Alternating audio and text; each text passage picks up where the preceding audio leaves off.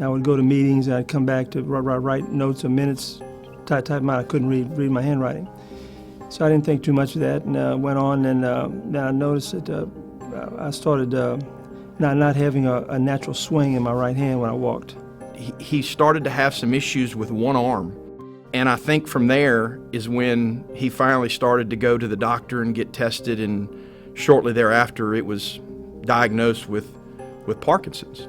When I was finally diagnosed with Parkinson's, and the doctor pretty much assured me that I didn't have ALS, I felt, okay, well, that's great. And how do we control this?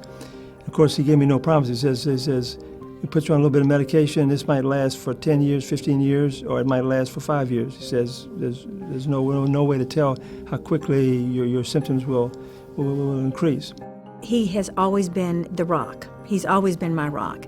And it was hard because he had to change and he had to rely on me. Started on some medication at that time, and it seemed to work. I was taking just a few medicines in the morning, and later on I had to take a few in the afternoon. But as time progressed, it continuously got worse.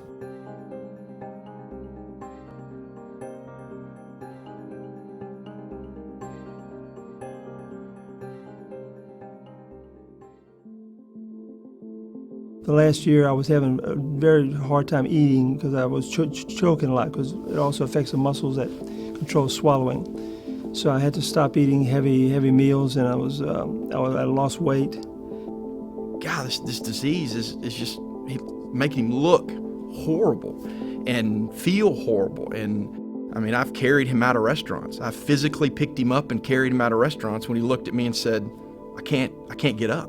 I would awaken at night because I could hear him, and he had gotten out of the bed and he was having to crawl, on all four to get to the bathroom or to get to where he needed to be. So at that point we knew that something had to be done. I don't want to see my dad sitting in a nursing home, crippled up, where that's all he did all day. And that's not the vision you had as a kid of your dad.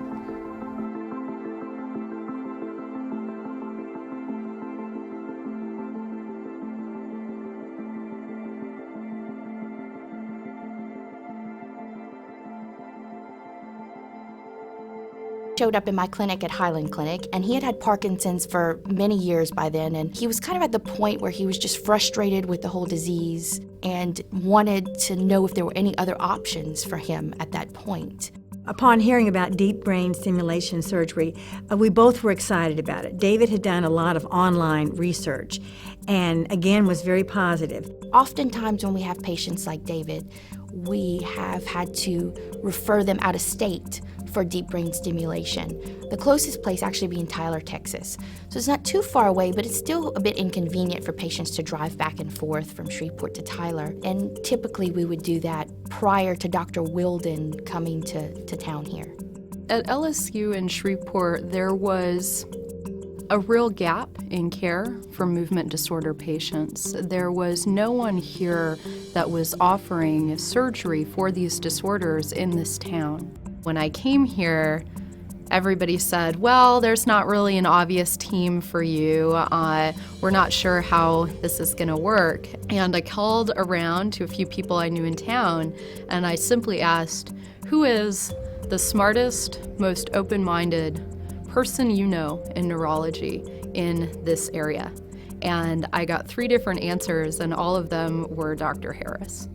I met her at the residency clinic, and I thought, man, she has more passion than anybody I've ever met. So she was just totally devoted to deep brain stimulation. You could tell right away she really loved what she did. And she basically built this center that we have from the ground up. At Willis Knighton North, they had an MRI suite already that was very similar to what I had used in California. And so I approached them about potentially renovating it to meet operating room sterility standards, and they were very open to it. It's life-changing for people. I mean, if you can't walk down a hallway, you can't drink a cup of coffee, just think of you can't even go out. I mean, you can't even go out into public like that. And these people now have their lives back, which I think is amazing, and I wanted to be part of that. The Surgical Movement Disorders Clinic is definitely a team approach. I heard that it was, kind of a joint effort between Mr. Elrod and Willis Knighton and Dr. Nanda and some of their efforts to get her here. I mean, it's just another wonderful story of these visionary people who continue to try to improve our community. Well, one thing about younger doctors I find is a lot of more recent med school graduates don't seem to talk down to patients. They explain things to me. I felt very comfortable with both of them. I remember him telling me one of his biggest fears was feeling like he couldn't even get up and walk around in his own home. And I think that courage and strength in him was readily apparent because the alternative was just so dire.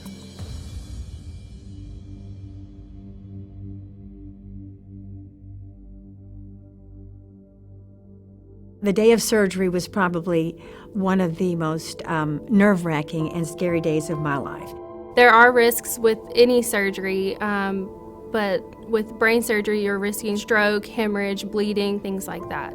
Is he going to be able to speak? Is he going to have a positive result from this? It was extremely stressful and emotional for me and for the rest of my family. To see three strapping boys, great big boys with tears in their eyes, it's very, very, very traumatic. We prayed as a family, and I was prepared. I was very prepared, and I just let him know that if he didn't come out of this, we were going to take care of Mom. Dr. Wildman came in and kind of went over with everybody what exactly what we're going to do. I had a lot of confidence in her. I said a good prayer for me and for her, and that was it. He's asleep for the entire procedure because it is about 6 hours, typically if we're putting a brain pacemaker on both sides of the brain, which we typically do for Parkinson's disease because it affects both sides of the body. It's much more beneficial for our Parkinson's patients to be done asleep because it's such a long surgery. They would have to be off their medications all day, and they'd have a really tough time with it. We have a special sterile draping setup that is flexible. So the drapes actually allow us to maintain the sterile field around the head, whether he's in the middle of the MRI or on the side of it. When I do DBS and when I'm doing the MRI, when I'm visualizing the procedure, we're seeing an exact duplicate of what the brain looks like inside. I will then transfer that image over to ClearPoint, which will allow her to set her algorithms or set her trajectory. Dr. Wilden scrubs back in and places the leads on both sides if we're doing a bilateral. I was able to look at the actual area in David's brain in real time and see our lead go to the therapeutic spot. So it's very gratifying right away in surgery. And then I actually go to a computer station right next to our sterile area, and I pick and fine-tune the target on the computer, and then I call in instructions to Ashley, who then actually adjusts the lead in the brain to right where I want it to be. We do another scan and make sure that the leads are in place where we want them, and at that point we're able to close. Towards the end of the surgery, here comes Dr. Wilden cruising down the hall. She's got a smile on her face and said, "Hey, everything went just as planned." It was a big relief to know that he's alive, he's doing okay, he went through the surgery well. This is a two-part process, and the first procedure seemed to have gone very well. And then really the only surprise was we didn't really understand the work ahead in the first couple months.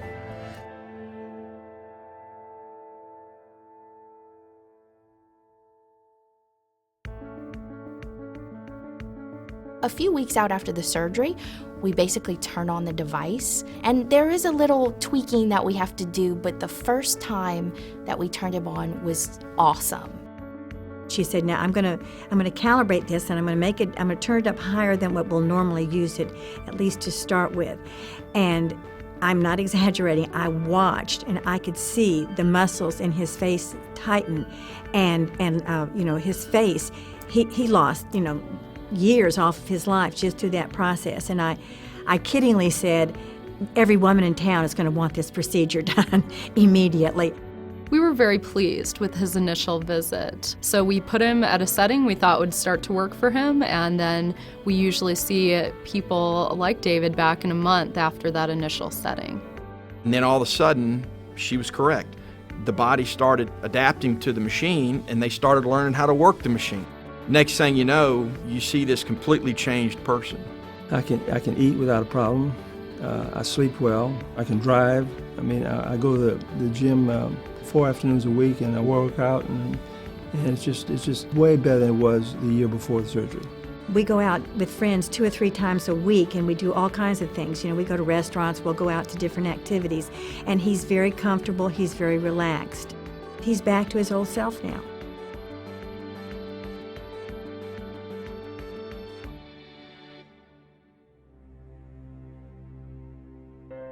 It's a pretty amazing feeling that I was able to be part of a team that could help him recover his life. My favorite part of my job is to see these people like David Belanger after surgery, after he's recovered and he's doing so well. Just to see how much he's improved over the past year is just such a blessing to all of us. Oh yeah, I'm very proud of this team. I'm very proud of this, that DBS is part of this community. For the area of this size to have this kind of technology and this kind of procedure done in this area it's outstanding. When we realized what was going to happen with David and where the surgery was going to take place, we realized that we were going to have personnel from all 3 areas, LSU, Highland Clinic, and Willis-Knighton working together. And that was a very comforting factor to us because we felt like we were getting the cream of the crop. It just shows that we can work together as a community with all of the facilities and all the physicians in order to make it work best for our patients. Well, I will say thanks, first of all, and you know, they made a big difference in my life right now, and I think for the foreseeable future. And just been a joy to work with all that whole team. You have no idea how much hope you've given our family and how much easier of a life you've given my mother and how much happiness you've given my dad and just helped all of us. There's no way in the world I could ever thank you for all the time, effort, energy, and love that you put in to giving my husband and I our lives back, because that's what they did. Sometimes I sit, out on my porch and think, what does it take to be battling a disease that doesn't have a cure and have to get up every day like David and have to live with that? And I think at the end of the day, we were never the heroes. It was always David and people like him.